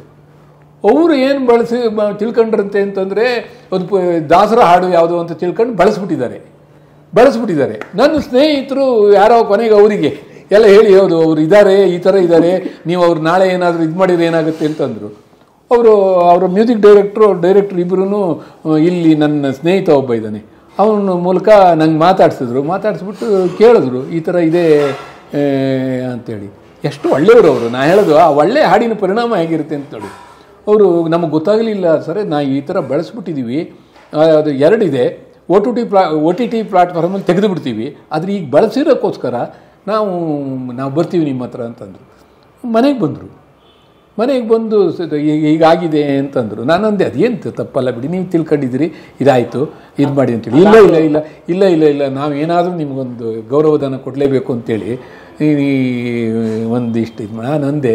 ನಾನು ಅದರಲ್ಲಿ ಏನು ಸತ್ಯವಾಗಿ ಹೇಳೋದು, ನಾನು ಕ್ಯಾಮ್ರಾ ಮುಂದಿದ್ದೀನಿ, ಜನಗಳಿಗೆ ಹೇಳಬೇಕು ಅಂತ ಹೇಳ್ತಿಲ್ಲ, ಇದು ನಿಮ್ಮ ಜೊತೆಗೆ ಆತ್ಮೀಯವಾಗಿ ಹಂಚ್ಕೊಳ್ಳೋದು. ನಾನು ಹೇಳಿದೆ ಅದರಿಂದ ನಾನು ಏನು ಬೇಡ ಅಂತೇಳಿ, ಯಾಕಂದರೆ ಅದು ಮಠದ ಗೀತೆ ಅಂತ ಆಗಿದೆ, ನಾನು ಬೇಡ, ನೀವು ಅದಕ್ಕೆ ಕೊಡಿ ಸರ್, ನಾನು ನಿಮಗೆ ಕೊಡ್ತೀವಿ ಅಂತೇಳಿ ಒಂದು 25,000 ಎಷ್ಟು ಕೊಟ್ಟು ಹೋದರು. ನಾನು ಅದನ್ನು ಅಲ್ಲೇ ತೆಗೆದು ನಮ್ಮ ಮನೆಯವರಿಗೆ ಕೊಟ್ಟು ಅವ್ರ ಮಠದ ಗೋಸೇವೆಯ ಒಂದು ಕಂಪ್ನಿಲಿದ್ದಾರೆ ಅದಕ್ಕೆ ಕೊಟ್ಟೆ. ಆದರೆ ನನಗೆ ಬಹಳ ಖುಷಿಯಾಗಿದ್ದೇನು ಅಂತಂದರೆ ಅವರು ಬರಬೇಕಾಗಿರಲಿಲ್ಲ. ಅವ್ರು ಯಾರ ಹತ್ರನೂ ಹೇಳಿ, ನಮ್ಮ ಫ್ರೆಂಡಿಗೆ ಹೇಳಿ ಅದು ಏನಕ್ಕೆ ಕೊಟ್ಟು ನಾನೇನು ಅದಕ್ಕೆ ಆಕ್ಷೇಪ ಮಾಡ್ತಿರ್ಲಿಲ್ಲ. ನಾನು ಅವ್ರಿಗೆ ಹೇಳಿದೆ, ನಾನೇನು ಆಕ್ಷೇಪ ಮಾಡಲ್ಲ ಅಂದರು. ಇಲ್ಲ ಸರ್ ಅದು ತಪ್ಪಾಗುತ್ತೆ, ನಮ್ಮ ಕಡೆಯಿಂದ ನಮ್ಮ ಉದ್ದೇಶ ಅದು ಆಗಿರಲಿಲ್ಲ ಹಾಗೆ ಅಂತ ಹೇಳಿದ್ರು. ನನಗೆ ಆ ಹಾಡಿನ ಶಕ್ತಿಯ ಬಗ್ಗೆ ಆವಾಗ ಅನ್ನಿಸ್ತು. ಅವ್ರಿಗೆ ಪಾಪ ಆಗಿರೋ ತಪ್ಪನ್ನು ತಿಳ್ಕೊಂಡು ಅವರೇ ಅಷ್ಟಲ್ಲ, ಅವ್ರು ಎಂಥ ಒಳ್ಳೆ ಮನುಷ್ಯರು ನೋಡಿ ಅವರು. ಈಗ ಅಕಸ್ಮಾತ್ ಗೊತ್ತಿಲ್ಲದೆ ಬಳಸಿದ್ರಪ್ಪ, ಆ ತಪ್ಪನ್ನು ತಿದ್ದುಕೊಳ್ಳೋದು ಮತ್ತು ಇದು ಮಾಡಿದ್ದು. ಆಮೇಲೆ ಅದನ್ನು ಬಳಸಲಿಲ್ಲ OTTನಲ್ಲಿ ಅವರು. ಯಾಕೆ ಅಂತ ಕೇಳಿದ್ರು, ಸರ್ ನಿಮ್ಮ ಪರ್ಮಿಷನ್ ಇಲ್ಲದೆ ಇದು ಮಾಡಿದ್ದು, ನಾನು ಬೇಕಾದ್ರೆ ಬಳಸ್ಕೊಡಿ ಅಂತ ಅಂದೆ. ಬೇಡ ಸರ್, ಅದು ನಾಳೆ ಮತ್ತಾರು ನಿಮ್ಮ ಪರವಾಗಿ ಇದು ಮಾಡಿದ್ರೆ ಎಲ್ಲ ರಗಳೆ ಆಗುತ್ತೆ, ಅದು ಬೇಡ ಅಂಥೇಳಿ ಅದನ್ನು ಇದು ಮಾಡಿದ್ರು. ಆದರೆ ಸಿನಿಮಾ ಇದರಲ್ಲಿ ಇದೆ, ಅದೇ ಇದೆ. ಅಂದರೆ ನೀವು ಇನ್ನಷ್ಟು ಬೇಕಿನ್ನ ಹೃದಯಕ್ಕೆ ರಾಮದಿಂದ ಹಣ ₹1 ಮುಟ್ಟಲೇ ಇಲ್ಲ ಇನ್ನೂ ನೀವು? ಮುಟ್ಟೇ ಇಲ್ಲ. ನಾನು ಯಾವತ್ತೂ ಅದು ಹಾಡನ್ನು ಯಾವುದೇ ಕಾರಣಕ್ಕಾಗಿಯೂ ಕೇಳಲೂ ಇಲ್ಲ. ನನ್ನ ಹತ್ರ ರಾಹುಲ್ ವೆಲ್ಲ ಹಾಡುವಾಗ ಕೇಳಿದ್ದ, ಇವರೆಲ್ಲ ಹಾಡುವಾಗ ಇದು ಮಾಡಿದರು. ಹರ್ಷ ಅಂತೂ ನನ್ನ ಪಟ್ಟ ಶಿಷ್ಯ ಪಾಪ ಆತ ಲೆಕ್ಕದಲ್ಲಿ. ಸುಪ್ರಭಾ ಅವರು ಓದಿದ್ದಾರೆ, ಸುಪ್ರಭಾ ಅವರು ಹೇಳಲಿಲ್ಲ, ಅದು ಬೇರೆ, ಅದು ಅವರದ್ದು ಇದು. ಅದ್ರ ಬಗ್ಗೆ ನಾನು ಹೆಚ್ಚಿಗೆ ಏನು ಮಾತಾಡೋಕ್ಕೆ ಇಷ್ಟಪಡಲ್ಲ. ಅವರು ಸಂಗೀತ ನಿರ್ದೇಶನನೂ ತಮ್ಮದೇ ಅನ್ನಂಗೆ ಒಂಥರ ಆ ಥರ ಏನೋ ಅಂದ್ಕೊಂಡು ಏನೋ ಹೇಳ್ಕೊಂಡಿದ್ರು ಫಸ್ಟ್, ಬಿಡಿ ಅದ್ರ ಬಗ್ಗೆ ಮಾತು ಬೇಡ. ಆ ಥರನೂ ಇರುತ್ತೆ, ಅದು ಅವರವರ ಸಂಸ್ಕಾರ, ಅವರವರ ಇದು. ಆಮೇಲೆ ಹಾಕಿದ್ದಾರೆ ಅವರು, ಆಮೇಲೆ ಅವರು ಡಿಸ್ಕ್ರಿಪ್ಷನಲ್ಲಿ ಹಾಕಿದ್ರು, ಅದು ಯಾರೋ ಅವರೆಲ್ಲ ಕಾಮೆಂಟ್ಗಳೆಲ್ಲ ಹಾಕಿದಾಗ ಅಂತ. ಮತ್ತು ಹಾಕದೇ ಇರಲಿ, ಆ ಹಾಡನ್ನು ಜನಪ್ರಿಯ ಆಯ್ತಲ್ಲ, ಅವ್ರ ಜನಗಳಿಗೆ ತಲುಪ್ತಲ್ಲ, ಸಾಕು ಬಿಡ್ರಿ. ಅಲ್ಲ ನೋಡಿ, ಎಂಥ ದೊಡ್ಡ ಕ್ರೆಡಿಟ್ ಅಂದರೆ ದಾಸರ ಪದಕ್ಕೆ ಹೋಲಿಸ್ಬಿಟ್ರು ಅದನ್ನು. ಅಲ್ಲ ಅದು ಪಾಪ ಅವರಿಗೆ ಅದೊಂದು ಗೌರವನೇ. ಹಿರಿಯರು ಪುರಂದರದಾಸರು ಯಾರೋ ಬರೆದಂಥ ಗೀತೆ ಅಂತ ಅವ್ರು ಆ ಥರ ಅವ್ರು ಹೇಳಿದ್ದು ಹಾಗೆ ಹೇಳೋದು. ಅವ್ರು ಹೇಳಿದ್ರು ಪಾಪ ತುಂಬ ಗೌರವಯುತವಾಗಿ ಬಿಹೇವ್ ಮಾಡಿದ್ರು ಅವರು. ನನಗೆ ಹಾಗಾಗಿ ಒಂದು ಚೂರು ಅವ್ರ ಮೇಲೆ ಬೇಜಾರು. ಇನ್ನು ಧಾರಾವಾಹಿಗಳಲ್ಲಿ ಒಂದು 4-5 ಧಾರಾವಾಹಿಗಳಲ್ಲಿ ಹಾಕ್ಕೊಂಡಿದ್ದಾರೆ, 1-2 ಜನ ಫೋನ್ ಮಾಡಿದ್ದಾರೆ, ಇನ್ನು ಫೋನ್ ಮಾಡಿಲ್ಲ, ಎಲ್ಲ ನಡೆದಿದೆ. ಮತ್ತು ಒಂದು ಬರಹ ಬರೆದು ನಿಮಗೊಂದು ರೆಕಾಗ್ನಿಷನ್ ಸಿಕ್ಕ ಮೇಲೆ ಅದು ಉಳಿದವರು ಯಾರಾದರೂ ಬಳಸ್ಕೊಂಡ್ರೆ ಯಾರು ಬಳಸಿದ್ರು ಅಂತೆಲ್ಲ ಹುಡುಕತ್ತಾ ಹೋಗೋದ್ರಲ್ಲೆಲ್ಲ ಅರ್ಥನೇ ಇಲ್ಲ ಕಣ್ರಿ. ಅದರಲ್ಲೂ ಆ ಹಾಡು ನಾವು ಹೇಳ್ಕೊಂಡು ಈ ಕಣ್ಣೀರು ಕರೆಯುವನು ನನ್ನ ತನ ಕಳೆ ರಾಮ ಅಂದರೆ ನಾನು ಅನ್ನೋದನ್ನು ಕಳೆ ರಾಮ ಅಂತ ನಾನು ಕೇಳ್ಕೊಂಡು ಯಾವುದೋ ಒಂದು 4 ಅಕ್ಷರ ಬರೆದಿದ್ದಕ್ಕೆ ಅದನ್ನು ಕ್ಲೈಮ್ ಮಾಡ್ತಾ ಹೋದರೆ ನಾನು ಹಾಡು ಯಾಕೆ ಬರೀಬೇಕಾಗಿತ್ತು? ನನ್ನದು ಅಲ್ಲದ ಸಿದ್ಧಾಂತವನ್ನು ಅಥವಾ ನನ್ನದು ಅಲ್ಲದ ತತ್ವವನ್ನು ಉಪದೇಶ ಮಾಡೋಕ್ಕೆ ನಾನು ಆ ಹಾಡು ಬರೆದಿದ್ದು ಏನಲ್ವಲ್ಲ. ಹಾಗಿದ್ದಾಗ ಅದನ್ನೇ ನಾನೇ ಫಾಲೋ ಮಾಡ್ತಿದ್ರೆ ಅದರಲ್ಲಿ ಇರೋದು 100ಕ್ಕೆ 100 ನಾನು ಫಾಲೋ ಮಾಡಿದ್ದೀನಿ ಅಂತಲ್ಲ, ಅದ್ರ ಫಾಲೋ ಮಾಡೋಂಥ ಪ್ರಯತ್ನ ಅಂತೂ ಮಾಡಬೇಕಾ? ನಾನು ಹೆಂಗೆ ಕ್ಲೈಮ್ ಮಾಡಲಿ ಅದನ್ನ? ಹಣ ಮಾಡ್ಬೋದಿತ್ತಲ್ಲ, ಹೆಚ್ಚು ಹಣ ಸಂಪಾದಿಸ್ಬೋದು. ಪ್ರಯೋಜನ ಏನು? ಋಷಿಮುಖದಲ್ಲಿರೋದು ನಾನು, ನೆಮ್ಮದಿ ಬೇಕು. ಇನ್ನೊಂದು ಸೈಟು, ಇನ್ನೊಂದು ಮನೆ, ಫ್ಲ್ಯಾಟು, ಕಾರ್ ತಗೊಂಡು ಏನು ಮಾಡ್ತೀರಿ? ನಾನು ಆರಾಮಾಗಿದ್ದೀನಿ. ಈಗ ಬೇರೆ ಬೇರೆಯವ್ರು ಹಾಡಿರೋದೆಲ್ಲ ಸೇರಿಸಿದ್ರೆ ಮೊನ್ನೆ ಯಾರೋ ಲೆಕ್ಕ ಹಾಕಿ ಇದು ಮಾಡ್ತಿದ್ರು 8.5 ಕೋಟಿ ಆಯಿತು ಅಂತ. ಅದು ನೋಡಿ, ಅಂದರೆ ಪ್ರೀತಿ 10 ಕೋಟಿ, ಅದು ಪ್ರೀತಿಯಿಂದ ಜನ ಕೇಳಿರೋದು. ಅಷ್ಟು ಜನಕ್ಕೆ, ಅದರಲ್ಲಿ ಎಷ್ಟೋ ಜನಕ್ಕೆ ನೆಮ್ಮದಿ ಸಿಕ್ಕಿದೆ ಅಂತಂದರೆ ಅದಕ್ಕಿಂತ ಹೆಚ್ಚಿನ ದುಡ್ಡು ಯಾವುದರಿಂದನೂ ಕಂಪನ್ಸೇಟ್ ಮಾಡೋಕ್ಕಾಗಲ್ಲ. ಯಾವುದೇ ದುಡ್ಡಿಂದನೂ ಕಂಪನ್ಸೇಟ್ ಮಾಡೋಕ್ಕಾಗಲ್ಲ. ನೀವೇ ಇವತ್ತು 10 ಕೋಟಿ ಅಂದರೆ ಕರ್ನಾಟಕದ ಜನಸಂಖ್ಯೆ ಲೆಕ್ಕ ಹಾಕಿದ್ರೆ 7 ಕೋಟಿ. ಒಬ್ಬೊಬ್ರು ಎಷ್ಟು ಸರಿ ಕೇಳಿದಾರೋ, ಯಾಕಂದರೆ ಎಷ್ಟೋ ಜನಕ್ಕೆ ಗೊತ್ತಿರಲ್ಲ. ತೆಲುಗುಗೆ ಇದು ಮಾಡಿದ್ರು, ಅವನು ಅವ್ರ ಹೆಸರು ಎಂಥದ್ದು ಇದಿದೆ, ಮರಿಯಾಳ್ ಹುಸೇನ್ ಅಂತ ಅವ್ರ ಹೆಸರು. ಅವರು ತೆಲುಗುಗೆ ಅದನ್ನು ಟ್ರಾನ್ಸ್ಲೇಟ್ ಮಾಡಿಸ್ಕೊಂಡು ತೆಲುಗುಗೆ ಹಾಡು ಮಾಡಿ ಆ ವಿಡಿಯೋ ನಂಗೆ ಕಳಿಸಿದ್ದಾರೆ. ತಮಿಳಿಗೆ ಟ್ರಾನ್ಸ್ಲೇಟ್ ಮಾಡ್ಕೊಂಡು ಅದಕ್ಕೆ ಕಳಿಸಿದ್ದಾರೆ, ತುಳುಗೆ ಟ್ರಾನ್ಸ್ಲೇಟ್ ಮಾಡ್ಕೊಂಡು ಅದಕ್ಕೆ ಕಳಿಸಿದ್ದಾರೆ. ಅವರೆಲ್ಲರೂ ಯಾವ ಪರ್ಮಿಷನ್ ತಗೊಂಡು ಕೇಳಿದ್ರು ಇಲ್ಲ ಅನ್ನೋದನ್ನ ನಾನು ವಿಷಯನೇ ಮಾಡ್ಕೊಂಡಿಲ್ಲ. ಆದರೆ ಅವರೆಲ್ಲ ಪ್ರೀತಿಯಿಂದ ತಮ್ಮ ಹಾಡು ಅಂತ ತಿಳ್ಕೊಂಡು ಮಾಡ್ತಾ ಇದ್ದಾರಲ್ಲ, ಅದಕ್ಕಿಂತ ಹೆಚ್ಚಿಗೆ ಏನ್ರಿ ಬೇಕು ಅದು ಹಾಡಿಗೆ? ಒಂದು ಹಾಡಿಗೆ ಕರ್ನಾಟಕದಲ್ಲಿ ಒಂದು ಕನ್ನಡ ಹಾಡು ಇಷ್ಟು ವೈರಲ್ ಆಗಿರುವ ಉದಾಹರಣೆ ಬಹಳ ಮೋಸ್ಟ್ಲಿ ಇದೆ ಅಂತ ಹೇಳ್ಬೋದು. ನಾನ್ ಡ್ರೈವರ ಅದು ಒರಿಜಿನಲ್ ಅಲ್ಲ, ಒರಿಜಿನಲ್ ಅಲ್ಲ, ಬಟ್ ಓಡಿರೋದು ಬಿಟ್ಟು ಹೇಳೋದು ಕನ್ನಡಿಗರ ಒರಿಜಿನಲ್ ಕ್ರಿಯೇಷನ್ ಅಲ್ಲಿ ಒರಿಜಿನಲ್ ಮ್ಯೂಸಿಕ್ ಅಲ್ಲಿ ಬಹುಶಃ ಯು ಆರ್ ಆನ್ ಟಾಪ್. ಏನು ಗೊತ್ತಿಲ್ಲ, ಸೀರಿಯಸ್ಲಿ ರಾಮಾಯಿಸ ಆನ್ ಟಾಪ್ ಅಷ್ಟೇ. ನಾನಲ್ಲ ಆ ಹಾಡು ಅಂದರೆ ಅಷ್ಟು ಜನಕ್ಕೆ ಒಳಿತಿ ಮುನ್ನಡೆಯುವ ಮನಸ್ಸಿದೆ ಅಂತ ಆಯಿತು, ಸೆಳೆತಕ್ಕೆ ಸಿಗದಂಥ ದೃಢತೆ ಇದೆ ಅಂತ ಆಯಿತು. ಅದು ಖುಷಿ ಪಡೋಣ ಅಷ್ಟೇ. ಅದೇ ನಿಮ್ಗೆ ಸಿಗೋ ಗೌರವ, ಹಣ, ಎಲ್ಲದೂ ನಾವು ನೋಡ್ರಿ, ಯಾವುದೋ ಒಂದು ವಯಸ್ಸಾಗಿರೋ ಒಂದು 70 ವರ್ಷದ ಒಂದು ಪತಿವ್ರತೆ, ಒಂದು ಗರತಿ ನನ್ನ ಹತ್ರ ಬಂದು ನನಗೆ ನಿಮ್ಮ ಹಾಡಿನಿಂದ ಭಾಳ ನೆಮ್ಮದಿ ಸಿಕ್ತು ಅಂತ ಹೇಳಿ, ಇನ್ನೊಬ್ಬಳು ನಾನು ಆತ್ಮಹತ್ಯೆ ಮಾಡ್ಕೋಬೇಕು ಅಂತಿದ್ದೆ ಆ ಟೈಮಾಗೆ, ಇಲ್ಲೇ ಗಿರಿನಗರದಲ್ಲಿ ನಾನು ಈ ಹಾಡು ಕೇಳ್ತಾ 2-3 ದಿನ ಆದಮೇಲೆ, ಹೌದಲ್ಲ ಕಷ್ಟಗಳು ಸಹಜ ತಾನೇ, ನಾವು ಯಾಕೆ ಇದು ಮಾಡಬೇಕು ಅಂತ ಹೇಳಿದಾಗ, ಅವ್ರು ಯಾರೋ ಒಬ್ಬರು ಆಕ್ಸಿಡೆಂಟಾಗಿ ಸೈಕಲಾಜಿಕಲಿ ಇದು ಹಾಡು ಹೇಳೋರು ಆಲ್ಮೋಸ್ಟ್ ಇದಾಗಿದೆ, ಮೆಮೊರಿ ಲಾಸ್ ಆಗಿ ಹೋಯಿತು ಪೂರ್ತಿ ಅಂತ ಅಂದಾಗ, ಅವರಿಗೆ ಹಾಡನ್ನು ಕೇಳಿ ಅವರು ಡಾಕ್ಟ್ರ್ ಹೇಳಿದ್ರಂತೆ ಮೆಮೊರಿ ಬರೋಲ್ಲ ಇದು ಮಾಡೋದು ಅಂದರೆ, ಅವ್ರಿಗೆ ಏನು ಹವ್ಯಾಸ ಅಂದರೆ ಹಾಡು ಹೇಳೋದು ಅಂತ ಹೇಳಿದ್ರಂತೆ. ಒಂದು ಕೆಲಸ ಮಾಡಿ, ಅವ್ರು ಯಾವ ಹಾಡುಗಳನ್ನು ಕೇಳ್ತಿದ್ರು ಆ ಹಾಡನ್ನು ಹಾಕ್ತಾ ಹೋಗಿ ಅಂದ್ರಂತೆ. 2-3 ಹಾಡು ಹಾಕಿದ್ರಂತೆ. ಕೊನೆಗೆ ಇನ್ನಷ್ಟು ಬೇಕನ್ನು ಹಾಕಿದ ಮೇಲೆ ನಿಧಾನವಾಗಿ ಅದನ್ನು ಹೇಳೋಕ್ಕೆ ಶುರು ಮಾಡಿ, ಕೊನೆಗೆ ಆ ತಾಯಿ ಅಂದರೆ ಆ ಲೇಡಿಯ ತಾಯಿ ಈ ನಮ್ಮ ಮಗಳಿಗೆ ಅದರದ್ದು ರೆಕಾರ್ಡ್, ನನ್ನ ಮಗಳಿಗೆ ಮೆಮೊರಿ ಕೊಟ್ಟು ಹಾಡು ಇದು ನಿಮ್ಮ ತಂದೆ ಬರೆದಿದ್ದಂತೆ ಅಂತೇಳಿ ಅಲ್ಲಿಂದ ರೆಕಾರ್ಡ್ ಮಾಡಿ ಕಳಿಸಿದರು. ಇದಕ್ಕಿಂತ ಹೆಚ್ಚಿಗೆ ಎಷ್ಟು ದುಡ್ಡು ಸಿಕ್ಕರೆ ನಿಮಗೆ ಇದು ಸಿಗುತ್ತೆ? ಅಹಂಕಾರಕ್ಕೆ ಹೇಳ್ತಿಲ್ಲ ಸತ್ಯವಾಗಿ ನಾನು. ಆದರೆ ಆ ನೆಮ್ಮದಿ ಅನ್ನೋದಕ್ಕೆ ಯಾಕೆ ಇದು ಮಾಡಿ, ನಿನ್ನಷ್ಟು ನೆಮ್ಮದಿಯು ಎಲ್ಲಿದೆ ರಾಮ ಅನ್ನೋದಕ್ಕೆ ಸಿಕ್ಕಿರೋ ಪ್ರತಿಫಲ ಅದು. ಅವು ಯಾರೋ ಕಣ್ರಿ, ಅವರಿಗೊಂದು ಜೀವನ ಸಿಕ್ತು ಅಂತ ಆದರೆ, ಮೆಮೊರಿ ಸಿಕ್ತು ಅಂತ ಆದರೆ, ನಾನು ಕೊಟ್ಟಿದ್ದು ಅಂತ ಹೇಳಲ್ಲ ನಾನು, ಆದರೆ ಅವ್ರಿಗೆ ಸಿಕ್ಕಿದ್ದು ಹೌದಲ್ಲ ಆ ಹಾಡಿಂದ ಸಾಕು. ನಮಗೆ ಜೀವನದಲ್ಲಿ ಸಂತೋಷ ಅನ್ನೋದು ಇಷ್ಟೇ ಅಲ್ವನ್ರಿ. ನನಗೆ ನಿಜವಾಗಿಯೂ ಆ ಹಾಡಿನ ಬಗ್ಗೆ ಅಷ್ಟು ತೃಪ್ತಿ, ಅದರ ಆಚೆಗೆ ಏನೂ ಇದು ಮಾಡಲ್ಲ. ಈಗ ಅಕಸ್ಮಾತ್ ಅದು ಅಯೋಧ್ಯೆಯಲ್ಲಿ ರಾಮ ಮಂದಿರ ಟ್ರಸ್ಟ್ನವರು ಇಲ್ಲಿಗೆ ನಮ್ಮ ಕನ್ನಡದ ಹಾಡಾಗಿ ಸೆಲೆಕ್ಟ್ ಮಾಡಿದ್ದೀವಿ, ಅವರು ಬೇರೆ ಬೇರೆ ಭಾಷೆ ಹಾಡನ್ನು ಸೆಲೆಕ್ಟ್ ಮಾಡಿ ಇಲ್ಲಿ ರಾಮ ಮಂದಿರದಲ್ಲಿ ನಾವು ಹಾಕ್ತಿದ್ದೀವಿ, ಉದ್ಘಾಟನೆ ದಿನ ಕೂಡ ಹಾಕ್ತೀವಿ ಅಂತ ಹೇಳಿದಾಗ, TV ನ್ಯೂಸ್ ಅವರು ಇವರು ಎಲ್ಲ ಹೇಳಿದಾಗ, ಮತ್ತು ಅವರ ಪತ್ರ ಬಂದಿದ್ದಂಗೆ ಇದರ ನಂತರ ನಾನೇನು ಅಂದರೆ ನನ್ನ ತಮ್ಮನ ಮಗನ ಮದುವೆ ಇತ್ತು ಅಂತ ಊರಿಗೆ ಹೋಗಿದ್ದೆ ಆ ಟೈಮಲ್ಲಿ. ಆಮೇಲೆ ಅದು ಪೇಪರಲ್ಲಿ ಇದರಲ್ಲಿ ಎಲ್ಲ ಬಂದಾಗ ನಾನು ಹಳ್ಳಿನಲ್ಲಿದ್ನಲ್ಲ, ಅದೆಲ್ಲ ನೋಡಿದ ಮೇಲೆ ನನಗನ್ನಿಸ್ತು, ಅರೆ ರಾಮ ಮಂದಿರದಲ್ಲಿ ಒಂದು ಹಾಡು ಹೋಯ್ತಲ್ಲ, ರಾಮನ ಶಕ್ತಿ ಅದು. ರಾಮನ ಮೇಲೆ, ಈ ನೆಲದಲ್ಲಿ ಈ ಮಣ್ಣಿಗೆ ರಾಮನ ಮೇಲೆ ಇರುವಂಥ ಭಕ್ತಿಯ ಶಕ್ತಿ ಅದು. ಅದರಲ್ಲಿ ಇರೋ ಅಕ್ಷರಗಳು ಅದು ನಾನೇ 500ಗಿಂತಲೂ ಜಾಸ್ತಿ ರಾಮಕಥೆಗೆ ಹಾಡು ಬರೆದಿದ್ದೀನಿ ಕಣ್ರಿ. ನನಗಷ್ಟು ತಾಕತ್ತಿದ್ರು ಅದು ಒಟ್ಟು 500 ಯಶಸ್ಸು ಆಗಬೇಕಾಗಿತ್ತಲ್ಲ, ಫೇಮಸ್ ಆಗಬೇಕಾಗಿತ್ತಲ್ಲ ಅಲ್ವಾ? ಅಥವಾ ಇನ್ನೊಂದು ಇದು ಒಂದು ಫೇಮಸ್ ಆಯಿತು ಅಂದಮೇಲೆ ನಾನು ಇನ್ನೊಂದು 1 ಕಾದಂಬರಿ ಬರೆದ ಮೇಲೆ 4 ಕಾದಂಬರಿ ಬಂದಲ್ಲ, ಹಂಗೆ 4 ಹಾಡು ಯಾಕೆ ಬರೆಯೋಕ್ಕಾಗಲಿಲ್ಲ? ಯಾಕೆ ಬರೆದು ಯಾಕೆ ಆಯಿತು ಅದು ನಮಗೂ ಗೊತ್ತಿಲ್ಲ. ಅದು ಜನಗಳು ಯಾಕೆ ಕಾಣಿಸ್ತದು, ಏನೋ ಆಗೋಯ್ತು, ಅದು ದೊಡ್ಡ ವಿಸ್ಮಯ ಅಂತ ಹೇಳ್ತಿಲ್ಲ ನಾನು. ಒಂದು ಸಹಜ ಪ್ರಕ್ರಿಯೆನಲ್ಲಿ ಬಂತು, ಒಂದು ಹಾಡು ಸೃಷ್ಟಿ ಆಯಿತು, ಜನ ಸ್ವೀಕರಿಸಿದ್ರು. ಜನಕ್ಕೆಲ್ಲ ತಮ್ಮ ಮನಸ್ಸಲ್ಲಿ ಇರೋದನ್ನು ಈ ಮನುಷ್ಯ ಹೇಳಿದ್ದಾನೆ ಅನ್ನಿಸ್ತು, ಪ್ರೀತಿ ಪಟ್ಟರು. ಅಷ್ಟು ಬಿಟ್ಟರೆ ಇನ್ನೇನಿಲ್ಲ, ಸಾಕು ಇದ್ರ ಬಗ್ಗೆ ಮಾತು. ಸಿನಿಮಾಗಳು ಕೆಲಸ ಮಾಡಿದಿರ್ತಾವೆ ಸಿನಿಮಾದಲ್ಲಿ.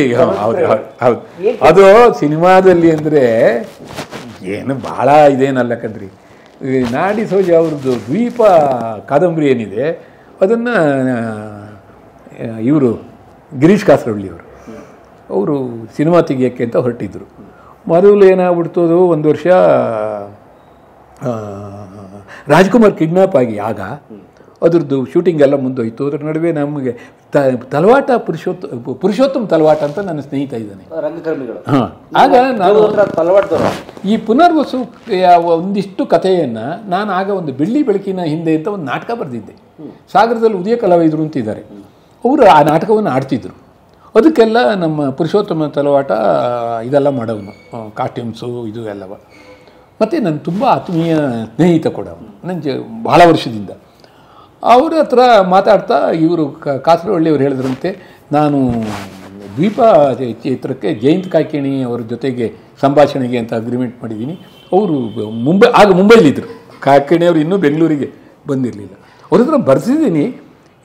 ಆದರೆ ನನಗೆ ಲೋಕಲ್ಲಾಗಿ ಒಂದು ಇಲ್ಲಿಯ ಒಂದು ಭಾಷೆ ಹಿಡಿತಾ ಇರೋರೊಬ್ಬರು ಬೇಕಲ್ಲ, ಅದನ್ನು ಒಂದು ಸ್ವಲ್ಪ ಇದನ್ನು ಮಾಡಬೇಕು. ನಾನು ಅವ್ರ ಹತ್ರ ನಾನು ಮಾತಾಡ್ಕೊತೀನಿ ಕಾಯ್ಕಿಣಿಯವ್ರ ಹತ್ರ ಅಂತ ಹೇಳಿದಂತೆ. ಅವರು ಈಗ ಪುರುಷೋತ್ತಮಂಗೆ ನನ್ನ ಸ್ನೇಹಿತ ಅಲ್ಲ, ಹಂಗೆಲ್ಲ ಇದು ಮಾಡಿದೆ. ನೋಡಿ, ಇದೇ ಸಬ್ಜೆಕ್ಟ್ ಮೇಲೆ ನನ್ನ ಸ್ನೇಹಿತ ಒಂದು ನಾಟಕ ಬರೆದಿದ್ದಾನೆ, ನಾವು ಅದನ್ನು ಆಡಿದ್ದೀವಿ.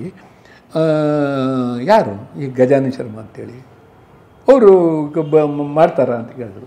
ನೋಡೋಣ, ಕೇಳೋಣ, ನಾನು ಕೇಳ್ತೀನಿ ಅಂತ ನಂಗೆ ಫೋನ್ ಮಾಡ್ದೆ. ನೀವು ಒಂಚೂರು ಹಿಂಗೆ ಒಂದಿನ ಬೆಂಗಳೂರಿಗೆ ಹೋಗಿ ಬರಬೇಕಲ್ಲ ಮರೆಯ ಅಂತ ಹೇಳಿದ್ರು. ನಾನು ಇಲ್ಲಿ ಬಂದೆ. ಕಾಸರವಳ್ಳಿಯವರು ಏನು ಮಾಡಿದ್ರು, ನಾನು ಒಂದು ಸ್ಕ್ರೀನ್ ಪ್ಲೇ ಎಲ್ಲ ಅವ್ರದ್ದೇ, ಈವನ್ ಕೆಲವು ಡೈಲಾಗು ಅವ್ರದ್ದೇ ಬರೆದಿದೆ. ಹಾಗಾಗಿ 3 ಜನರ ಹೆಸರಿದೆ ಅದರಲ್ಲಿ. ಜಯಂತ್ ಕಾಯ್ಕಿಣಿ, ಗಿರೀಶ್ ಕಾಸರವಳ್ಳಿ, ನಾನು 3 ಜನರದ ಹೆಸರು ಇದೆ. 3 ಜನರದ್ದು, ನಂದು ಒಬ್ಬಂದೇ ಏನಲ್ಲ ಅದು. ಅದನ್ನು ಇದು ಮಾಡ್ತಾ ಅವರು ಒಂದಿಷ್ಟು ಇದನ್ನು ಸ್ಕ್ರೀನ್ ಪ್ಲೇ ಕೊಟ್ಟರು, ಒಂದು 5-6 ದೃಶ್ಯಗಳದ್ದು. ನಾನು ಅದಕ್ಕೊಂದು ಬರೆದು ಕೊಟ್ಟೆ. ಇಲ್ಲಿ ಅವರಿಗೆ ತೃಪ್ತಿ ಆಯಿತು. ಇಡೀ ಇದಕ್ಕೆ ಈ ಥರ ಇವರು ಬರೆದಿದ್ದಾರೆ, ನೀವು ಒಂದು ಇದು ಮಾಡಿ, ಮತ್ತು ಎಲ್ಲೆಲ್ಲಿ ಬೇಕೋ ನೀವು ಬದಲಾವಣೆ ಮಾಡ್ಕೊಳ್ಳಿ. ನಾನು ಕಾಯ್ಕಿಣಿಯವರು ಅದನ್ನು ಒಪ್ಕೋತಾರೆ, ಮತ್ತು ನಾನು ಅವರು ಆ ವಿಚಾರದಲ್ಲಿ ಏನು ತೊಂದರೆ ಇಲ್ಲ ಅಂದರು. ನಾನು ಅದಕ್ಕೆ ಬರ್ಕೊಟ್ಟೆ. ಆ ಸಿನಿಮಾ ಆಯಿತು. ಆದರೆ ಆ ಸಂದರ್ಭದಲ್ಲಿ ಏನಾಗ್ಬಿಟ್ಟಿತ್ತು, ಈ ಯಾರೋ ಒಬ್ಬರು ದಾವಣಗೆರೆಯ IAS ಆಫೀಸರ್ ಅನಿಸುತ್ತೆ, ಅವರ ಕಾರಣದಿಂದಾಗಿ ಒಂದು ಸಣ್ಣ ಇದಿತ್ತು ಕನ್ನಡದಲ್ಲಿ, ಈ ಸರ್ಕಾರಿ ನೌಕರರು ಈ ಥರದ್ದು ಎಲ್ಲ ಮಾಡಬಾರ್ದು, ಪರ್ಮಿಷನ್ ವಿತೌಟ್ ಪರ್ಮಿಷನ್ ಮಾಡಬಾರ್ದು ಅಂತ. ನಾನು ನಿಷ್ಠೆಯಿಂದ ನನ್ನ ಈ ಡಿಪಾರ್ಟ್ಮೆಂಟ್ ಕೆಲಸನೂ ಮಾಡ್ಕೊಬಂದವನು. ಹಾಗಾಗಿ ನನಗೆ ಇದು ಮಾಡಿದೆ. ಕಾಸರವಳ್ಳಿಯವ್ರ ಹತ್ರ ಒಂದೇ ಹೇಳಿದೆ, ನಾನು ಬರ್ಕೊಡ್ತೀನಿ, ದಯವಿಟ್ಟು ನನ್ನ ಹೆಸರು ಒಂದು ಹಾಕಬೇಡಿ ಅದಕ್ಕೆ, ಯಾಕೆಂದರೆ ಮತ್ತೆ ಅದು ಇದಾಗ್ಬಿಡುತ್ತೆ ಅಂತೇಳಿ. ಅವರು ಹಾಕಿದರೆ ಏನಾಗಲ್ಲ ಅಂದರು. ಆದರೂ ಪಾಪ ಕೊನೆಗೆ ನನ್ನ ಒತ್ತಾಯಕ್ಕೆ ಇದು ಮಾಡಲಿಲ್ಲ, ಕೊನೆಗೆ ಹಾಕಿದ್ರು. ಆ ಇಶ್ಯೂ ಎಲ್ಲ ಮುಗುತ್ತೆ ಇದಾಗಿ ಹಾಗಾಯಿತು. ಅದು ಅವರಿಗೂ ತುಂಬ ಇಷ್ಟ ಆಯಿತು. ಸಿನಿಮಾ ಆಯಿತು, ನಾನು ನೋಡಿದೆ. ನಂದು ಒಂದಿಷ್ಟು ಕಾಂಟ್ರಿಬ್ಯೂಷನ್ ಇದೆ ಅಂತ ಖುಷಿ ಆಯಿತು. ಅದಾಗಿ ಇದಾದ ನಂತರ ಅವರು SL ಭೈರಪ್ಪನವರ ನಾಯಿನೆರಡುವನ್ನು ತೆಗಿಬೇಕು ಅಂತ ಹೊರಟರು.